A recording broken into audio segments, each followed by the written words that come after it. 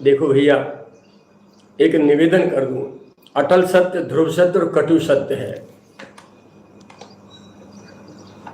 संसार में छल करके, कपट करके तुम भले ही अपनी भौतिक संपत्ति बढ़ा ले जाओगे, अंततो गत्वा दंड तो उसका भी होगा। किसी को तुमने धोखा दिया, किसी के साथ छल किया, कपट किया, चोरी की, डकैती डाली, अपहरण किया, जो भी कुछ तुमने बुरे कर्म किए और संपत्ति इकट्ठी कर ली, कत्ल मर्डर करके, बड़ी बड़ी गाड़ियों में तो घूम लोगे कुछ दिन, लेकिन यही जो संपत्ति तुमने इकट्ठी करी, यही तुम्हारा काल बन जाएगी, तुम्हारा और तुम्हारी पीढ़ी दर पीढ़ी वंशावली तक को विनाश कर देगी। बड़े बड़े इतिहास हमने देखे हैं बालकाल से अब तक, हमारे सामने सामने अपार वैभव, अरे पूछो मत साहब, अपार भीड़ जनता के पीछे, और जब पतन हुआ एक चुटकी में वो जनता न दिखाई दी, न धन दिखाई दिया, न वैभव दिखाई दिया, न प्रतिष्ठा दिखाई दी, कुछ नहीं, थूकने वाले पैदा नहीं, और दुर्गति सड़सड़ के मरे। जो कर्म किए थे जीवन भर, वो कर्म उनके सामने आने लगे मरने के समय पे। जो कभी सीधे कहो देसी भाषा में जिनकी सुसु पे दीपक जलता था, आज उनके घर में दीपक जलाने वाला पैदा नहीं। मरते तुम बुरी तरह वो कर्म, अरे मुझे खा रहे हो, अरे मुझे मुँह मारो, अरे मुझे बचाओ रे, अरे मुझे करो रे, अरे मुझे करो रे, इतनी बुरी हालत मेरे गांव की घटी घटना है।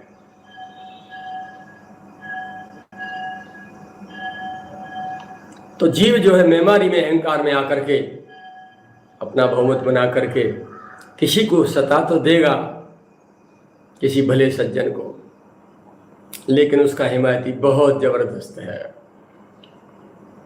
वो देखता रहता है, उस समय कुछ कहता नहीं, क्योंकि जिसके साथ अन्याय हो रहा होता है उसके साहस का और अपने प्रति निष्ठा का भगवान परीक्षण करते रहते हैं।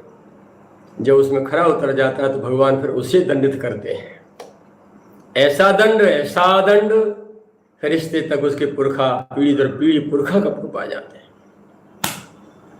तो कौन सा वरदान शाप सिद्ध हो जाएगा, कौन सा शाप वरदान सिद्ध हो जाएगा, विवेक पर निर्भर करता है, भगवत कृपा पर निर्भर करता है, गुरु कृपा पर निर्भर करता है, और अपनी संगति आहार पर निर्भर करता है।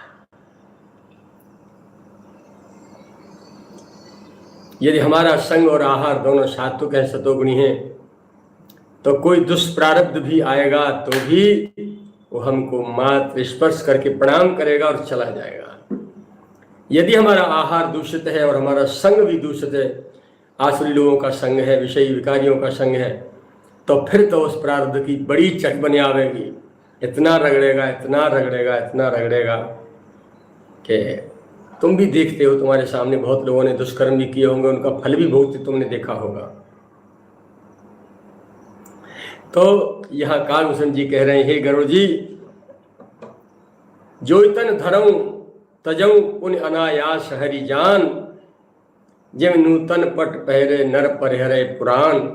जैसे पुराने वस्त्र फेंक के नए वस्त्र धारण कर लेता है पुरुष मनुष्य, उसी प्रकार मैं नया शरीर धारण करूं और तुरंत छोड़ दूं, दूसरा लूं फिर छोड़ दूं, तीसरा लूं फिर छोड़ दूं, बार बार बार बार बार बार बार बार, फटाफट ये संख्या पूरी हो गई हजारों की। इस प्रकार भगवान शिव जी ने अपनी नीति को भी रखा, कि वरदान दिया, श्राप दिया था और श्राप भी पूरा कराया। शिव राखी श्रुति नीत और मैं नहीं पावा क्लेश, मुझे भी कष्ट नहीं हुआ, उनकी नीति की रक्षा भी उन्होंने कर ली।